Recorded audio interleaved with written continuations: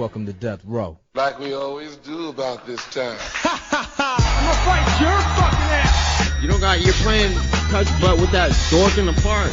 There's a little snake in the grass. Hey, I'm not surprised, motherfuckers. No forget Jesus, people! I'd like to take this chance to apologize to absolutely nobody. Hey, pussy, are you still there? I'm back. Who the fuck is that guy? Break out the red panties. We're rich, baby. I would like to introduce.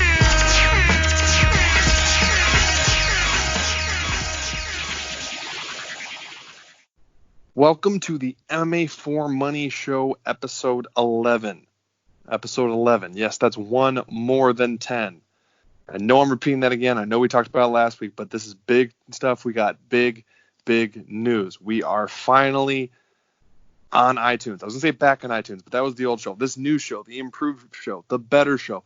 We are on iTunes finally. Every episode, all the previous 10, this one will be as well. Please subscribe, send a review, listen to the old episodes if you want to, listen to the new one, and on in perpetuity. We're finally there, beyond pumped, but also searching on both iTunes and on Stitcher and any of those things, which we are on all of them.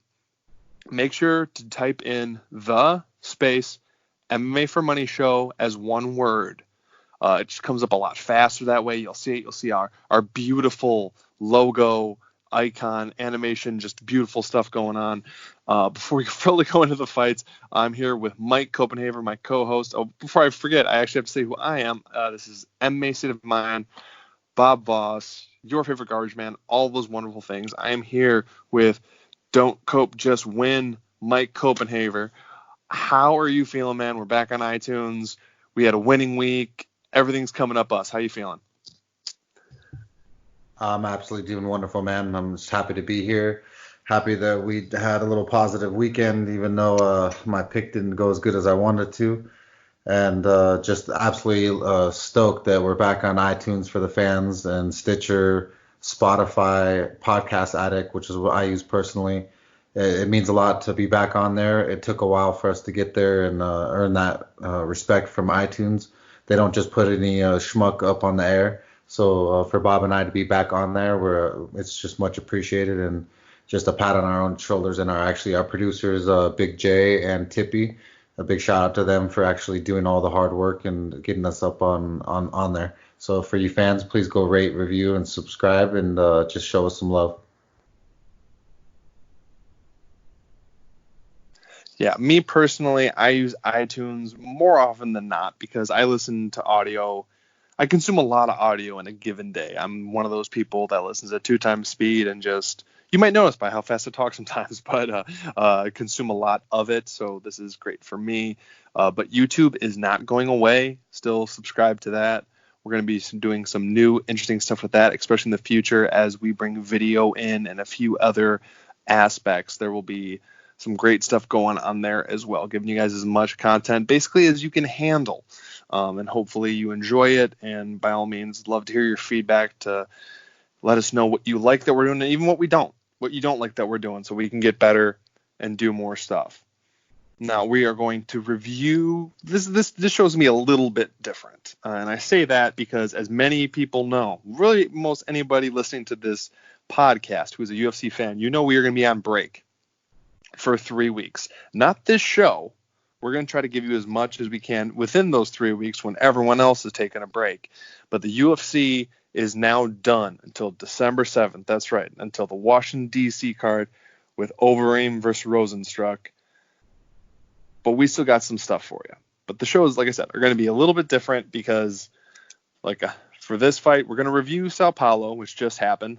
Enough interesting stuff happened on that card, even though some of it was a bit of a slog, but enough good stuff did happen for us to talk about. We do have some fight announcements to go into. We don't always go into them because there's a little bit fewer and far between, but we got some good ones for you this week.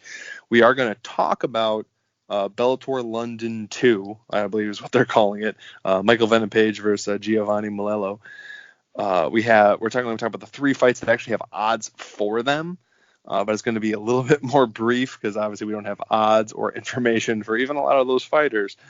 But we are going to dive deep into reviewing Sao Paulo. There will be a little bit of that. It will be a little bit of a shorter show, and we will look to go over some good stuff with you guys next week. Me and Mike are still figuring out next week and even the week after that podcast before we get fully back into December 7th and the next UFC fight card. But before I start going off on too many tangents, we're going to go right into UFC Sao Paulo review. Now, the first fight we're going to talk about was fairly early on the card. It was Tracy Cortez versus Vanessa Melo. I only actually caught about half this fight. I enjoyed what I did see. It was one of the earlier fights. I did watch it. This is one of the few cards. Not many of you know, I rarely get to watch fight cards live. I usually watch them the next morning or at absolute latest by Monday. But for once, I was actually about able to watch from start to finish. I mean, kind of a bad card to pick that for, but you know what? I still enjoyed it. So for this first fight that I don't have as much experience in, I'm going to throw it over to Mike. Mike, you felt really high on Tracy Cortez. Actually, I believe you also bet her. I'm pretty sure what you said. Can you talk to me about this fight and what you take away from it? Yeah, this was actually a really good scrap. Vanessa Melo was a little bit underrated. She came on short notice versus Irene Aldana, which is a pretty decorated boxer from Mexico in the women's MMA and women's division. And so to take that fight short notice and to live through it, she did a great job. And so I was a little hesitant to bet Cortez just with the money line going to negative 220. But I really believed in her and her heart and her spirit. I know she lost a brother and her mother, and so it was super emotional. I know Dana White had a thing for her, and you know how Dana White, whenever he has like a special relationship with a girl fighter, you know, via Ronda Rousey or Joanna and a few others, like when he gets close, I kind of like put a little asterisk there to remember to maybe bet on them. So this was that situation. I personally myself, not off the show, I picked her as a bet because I trusted her, but I don't like giving out too steep of money line picks all the time. So either way, she did a great job with striking and was really diverse. Melo did a great job too and landed a lot of punches that could have put down some other women, but Cortez just kept mustering through and pushing past, and she just performed great. So it was awesome to see her do that, and we'll see her in the future. And Mike makes a good point there. Typically, we try to give one bet per person on each card. So I give out a pick, and Mike gives out a pick on bets that we're likely most confident in, or ones that have the best odds. Since Cortez was a little bit steeper, Mike didn't give that one out. But you will see on either our Twitter account, sometimes we share more, or if you're just curious if there's maybe some more action on the card that doesn't seem like there's a lot, sometimes we do bet beyond that.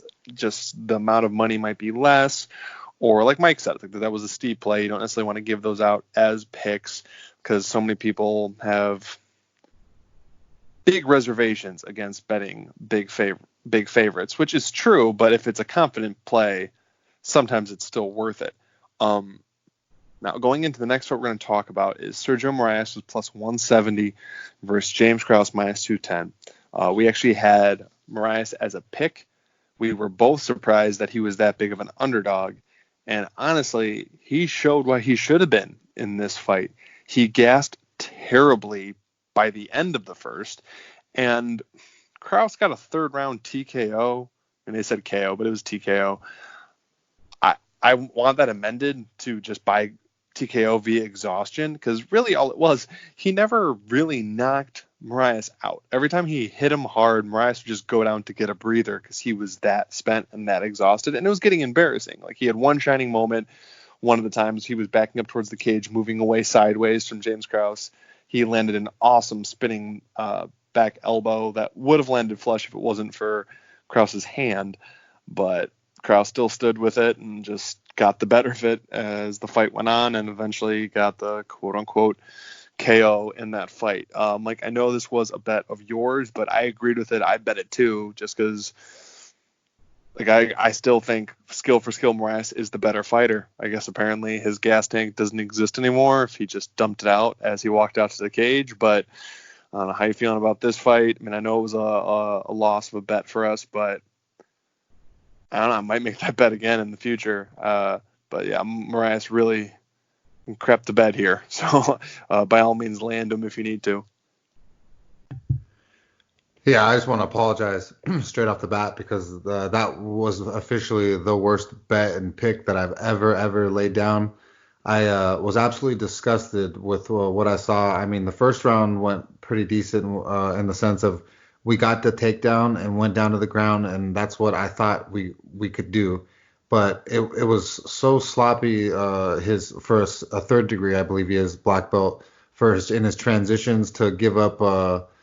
That he basically had the guy's back and he didn't sink in the hooks, and it's just I don't quite know what he was doing in that situation, but he seemed certainly gassed and mentally wanted out of there after towards the end of the first. And once I saw that, I just automatically just wish that I could take it back.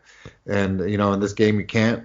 And unfortunately, he just took an L, and I wish that he would have got knocked out just fully unconscious. They called it a KO, but that wasn't a KO. He didn't see the stars. He didn't see the Lord the way he should have. I mean, every single one of his own country's fans were booing him. Imagine that. Like, all those Brazilians are always on the Brazilian side. This is one of the first times that I heard them booing their fighter. They're disgusted. I wouldn't be surprised if he ends up in the alley one day, shot and killed or suicidal or something, because it's disgusting what he represented for his country. And if that was anyone from our country or from anyone my family members, I would be disgusted with that performance because it was just disrespectful to everything that his family represents. Now, a Brazil fighter that redeemed himself. Not redeemed himself, I guess redeemed Moraes, because in one of the very next fights, Francisco Trinaldo gets the decision win over Bobby Green. If you remember on the show leading into this one where we were going over it, both me and Mike were really high on Trinaldo. We thought he was going to win. I had mentioned that I was thinking about him for a bet, and even going into the fight, Mike could attest to this before we recorded. I was really talking about that being my bet. I really wanted to do it. I actually never did end up betting it at all, which I'm a little disappointed of now, but obviously everything in hindsight. You remember the ones that you were going to bet that won. You don't always remember the ones that you were going to bet that lost. But still, Trinaldo looked great. He is the ageless wonder. I can't tell you too many 40 or pushing 40-year-olds that are still doing the dang thing at 155. So kudos to Grandpa Trinaldo. And Mike, how are you feeling about Francisco and I guess Bobby Green, the guy with so many of the skills who can never quite pull it off? Yeah, that's just it. Bobby Green has so many skills and he's so talented, and yet he just lacked the urgency to stop showboating, just shut the fuck up and just swing. And if he would have just thrown a couple more combos and thrown a couple kicks every once in a while, he could have easily made that fight his, but he didn't. And I don't know what it was, but I just Trinaldo's super impressive, man. For like you said, Grandpa Trinaldo, he does his thing. He comes in there, he throws for 3 rounds. He doesn't gas so badly. He's super impressive. So I'm actually glad they gave him the win because Bobby Green didn't deserve it. And I just hope I hope he goes out on a win. I hope he just should retire after that. But Trinaldo. Now, this next fight, I didn't know as much about either fighter going in. I really didn't. I made that clear on the show. Mike had a good take on it. I'll pass to him in a second. Wellington Turman, who was an underdog, plus 100, slight underdog, but underdog nonetheless, beat Marcus Perez via decision. Most people who didn't know who Marcus Perez was knew who he was after the weigh-ins. He went full Joker makeup. Not the Joker movie Joker makeup, but Dark Knight Joker makeup. Fine line, but he was there. Kudos to him. Got a lot more notoriety for him on the fight. A lot of the people on Twitter were very much enjoying that, even if he couldn't quite pull off the win at the end. Now, if you go back to the previous show, Mike basically called this verbatim how it was going to go. So even though this one wasn't a bet, I want to give big kudos to Mike, and I want to give him a chance to talk about this one because he pretty much called this fight to a T. So Mike, by all means, if you need to gloat, or just talk about how good you think Turman is going forward, I'm beyond impressed with him. I'll be honest, I didn't know enough about him going in, but I walk away with a smile after this one. Yeah, Wellington Turman, man, he's super impressive for a guy so young. Brown belt and BJJ, and his striking is super aggressive and impressive. No pun intended. I can't say enough for the performance that he laid down. It wasn't like he was fighting some schmuck. I mean, they were going toe to toe, throwing big bombs. I mean, any one of them could have been knocked out in any round, and it came down to what exactly the edge that I saw, and that Turman was younger, meaner, and leaner, and he actually showed that in the round 2 and especially round 3. When you saw who wanted it more and who bit down on their mouthpiece and came forward throwing big punches still, it was Turman. He was determined to just, win this fight, and he did that. So it was pretty impressive, and I just hope that we could see little edges like this and pick them as our picks as we go on. So because this was a good one. And as far as our picks go, like I've said in the past, me and Mike are going to do our best to try to at very least pick every fight. I mean, that doesn't necessarily mean it's going to be a bet, but it's going to be a pick. So if you already have a leaning towards a fighter and you hear both of us or one of us who has a more compelling argument pick said fighter, might push you over the edge to bet him, the more the merrier. The next fight, I'm just going to briefly mention and say the result, because even after seeing the fight, I'm not too high on either guy either way. But Antonio Arroyo was minus 105 versus Andre Muniz, minus 115. Muniz got the decision.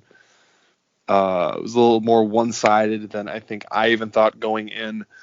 I'm, again, not going to say much about this fight. This is two Dana White Tuesday Contender Series vets fighting each other, but have yet to fight a real UFC fighter yet. So, I mean, they fought. Muniz won. I would like to see him fight an actual UFC fighter. That's just kind of where I sit on it. Mike, do you have a particular take on this fight where you see either guy going, or should we move on to more exciting fights? Yeah, I took this opportunity to go and attend the barbecue at this moment, so you can go to the next fight. That was honestly probably a smart idea. But the next fight is where all the electricity on the entire fight card happened. I'm talking all the electricity. Charles Do Bronx Oliveira, was a big favorite. I think at the time of our recording last week, he was minus 355. I'm pretty sure by fight time, he was over minus 400 versus Jared Gordon. But that's not where we were. We very rarely give out props on this podcast because, honestly, props can steer you wrong in general. And in general, I would advise most everybody against betting props, except for when they are so close to a certainty that even the odds they have are off. And that was the case in this fight. Both me and Mike really, really liked Do Bronx, and we really, really liked him inside the distance. In general, I would have borderline liked his sub, but he's gotten so good with his hands recently that inside the distance is well worth it. When we got it, it was minus 170. And now that was our other bet on this card. We had Do Bronx inside the distance minus 170 to win 2 units. Okay. So given that was our second bet on the card, we went 1-1 on UFC Sao Paulo. But given that this one was the bigger bet, that 1-1 is still plus 1 unit. So that brings the total for the podcast to minus 1.75. And honestly, that's the thing that hurts the most about the fact that the next big fight doesn't happen for 3 weeks, is because we're borderline going to be sitting here when we want to jump back and get you guys money. But you know what? We're happy with this win. Do Bronx wins via KO in round 1. It was all him. Like, he barely got touched. He styled on Jared Gordon. Jared Gordon, who took to Twitter to say that he was praying that he would be a big underdog so he could have his Rocky story, and he was by far the biggest underdog on it. He was relishing being the biggest underdog, but then Do Bronx treated him like the biggest underdog on the card.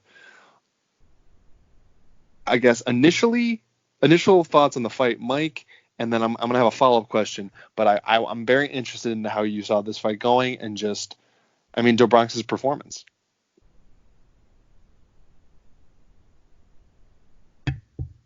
Yeah, Do Bronx, man, he's just more impressive each and every time. I usually am just waiting for him to go to the ground and lay in a submission, and I just when he when he knocks someone out like Nick Lentz, and then this time with his hands, and it's just super impressive. It's impressive anytime you see a Brazilian Jiu-Jitsu practitioner go in there and start trusting and believing in their hands at pretty much the highest level. I I'm just stoked that you especially picked this fight. I know that one thing you don't do very often, Bob doesn't like to pick props. So I'm super proud of you for going out on a limb and picking a prop for once. It's nice that you cashed it, especially because you pick them very often. So I'm stoked that the show got it. But what I am eyeing in the future is that Oliveira, yes, he's knocked out Nick Lentz, and yes, he knocked out just Jared Flash Gordon, and yes, he's on like a 5-fight win streak, and they're hyping him all up right now, right? Well, I think we need to calm down. If you just go back and look at his last 3 losses before those 5 wins, they're versus some of the highest competition that he's faced. So I'm looking forward to seeing who they match him up with, because I know that Charles Du Bronx he's awesome, but he is not the top of the hill awesome.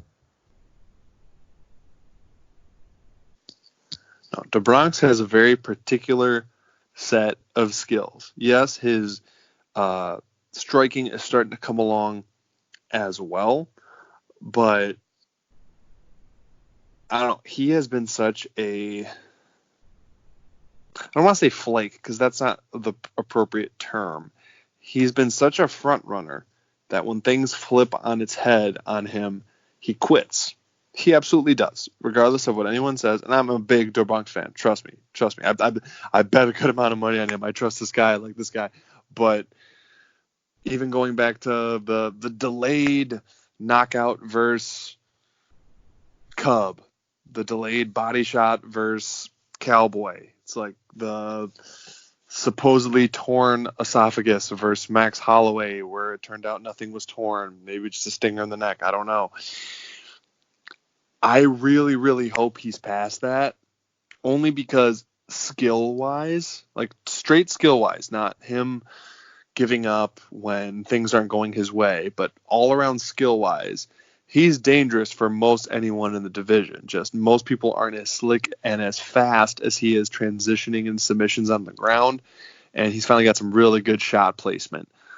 But I just hope the flake is gone. And again, I don't like using the word flake, but nothing else is really coming to mind.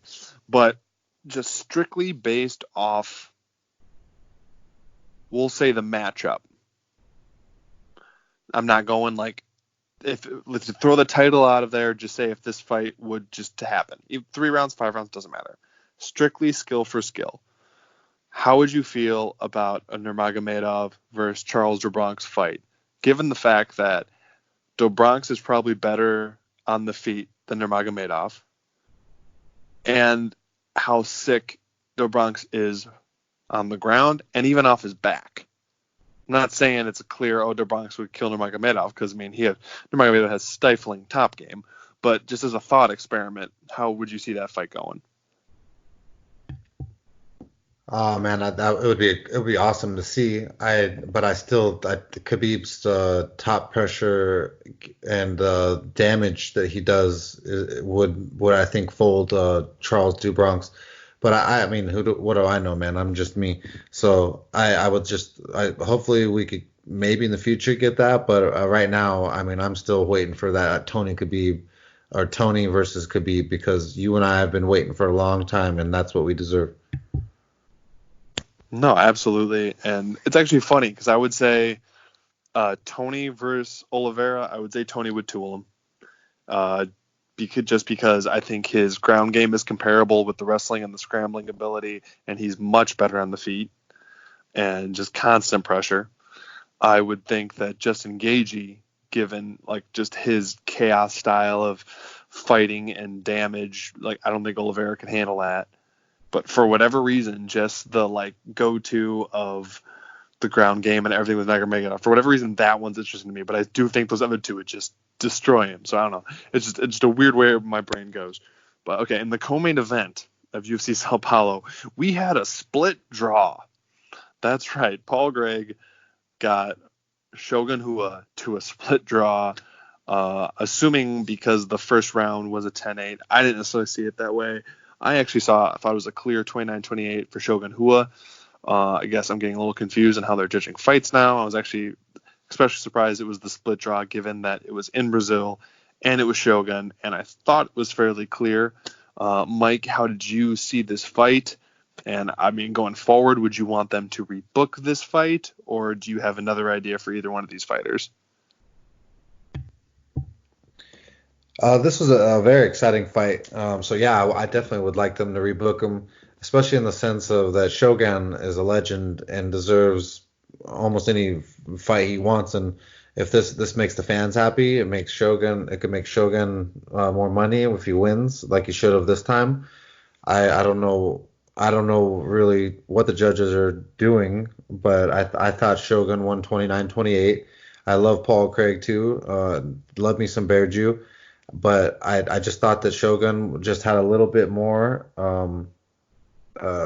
striking moments and just a little bit more damage. And I just, it is what it is, though. I'll take the draw. I wasn't too mad at it in the sense of that we could see another fight in the future.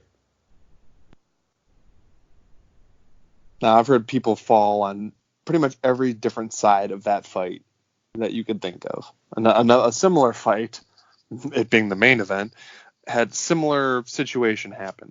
Jan Blachowicz won a split decision over Jacare Souza, and me and Mike were talking a little bit before the show. I wanted to bet Blachowicz. We both did. We were fairly confident, and we actually thought he might be able to put Souza out, even though Souza is an OG, and it was kind of hard to go against him, so we ultimately didn't. Watching the fight, seeing Souza have Blachowicz against the cage, the majority of it, even though Blachowicz was landing a little bit more, I thought Blachowicz won, but given it being in Brazil and given Jacare being in control more, just being so used to judges weighing that so heavily, I was fully expecting them to raise Souza's hand. Then I heard a split decision. I was like, oh, okay, but it's going to be Souza. When it was Blachowicz, I was actually fairly blown away that is who they picked for all the previous reasons we listed. Obviously, with that win, he's not jumping over any main contenders at 205, but I mean, he extends his winning streak and throws another middleweight legend onto his resume. Where do you want to see Jacare go next, I suppose? And Jan Blachowicz, I mean, he's up towards the top, borderline in title contention, but I guess he needs one more fight. So what would you, in general, thoughts on the fight? Who did you think won? And who would Blachowicz need to beat in his next fight to have a title fight? So, like, who would he have to beat to get said title fight? Well, I didn't like this fight. I don't know if it was just me, but I was pretty bored of almost the entire fight of all 5 rounds. If it helps, it wasn't just you. So I just it was boring, man. So I thought Jan edged it in Brazil. I thought that it was going to Souza. I have no clue how it didn't, but I mean, that is what it is. So, but I think because Souza's already had so many losses and there's not much more he could do with them, they definitely were like, oh, we'll keep this on Jan's side. But in the future, who does Jan need to beat? Oh man, Corey Anderson. I'd like to see him beat Corey Anderson to earn that title shot for me. I believe that's the right weight class. It could be off, but I'm sure it is. But other than that, that's all I had my take on it. No, I'd agree. I could see a Corey Anderson Blachowicz #1 contender fight be super interesting. Obviously, I mean, given their styles, it might not be the most aesthetically pleasing fight, but I mean, I guess you wouldn't be able to deny the #1 contender at the end of it. Well, that was UFC Sao Paulo. We're gonna go into a few fight announcements that have either been made or been alluded to. The first one being Ilir Latifi, my man, the Horse Lord, the Sledgehammer, the Bricklayer, any number of Mr. Fire Hydrant Body, Mr. like pretty much any euphemism you could use. He's about to get to even more extreme levels of Fire Hydrant Body, honestly. Moving up to heavyweight and going to fight Black Beast. I mean, this is not 100% confirmed, but they're working on this fight. I mean, Black Beast has some crazy power, and Latifi has knocked out a few times in his most recent fights, and he is going to be a very, very short heavyweight going against a very, very big heavyweight. It's of the heavyweight fights, the Black Beast is probably the one that I want the least, other than maybe Ngannou.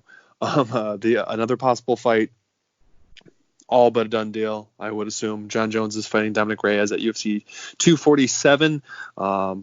Quick pick on that fight. I like Jones, even if he's a little bit more defensive as he has been. I mean, that gives Reyes more opportunity, so people could make judgments that it looks closer than it is just because Reyes is doing better than they think he would be doing. But obviously, I still think Jones is going to beat anybody at 205, and we don't have to worry about anything else until heavyweight.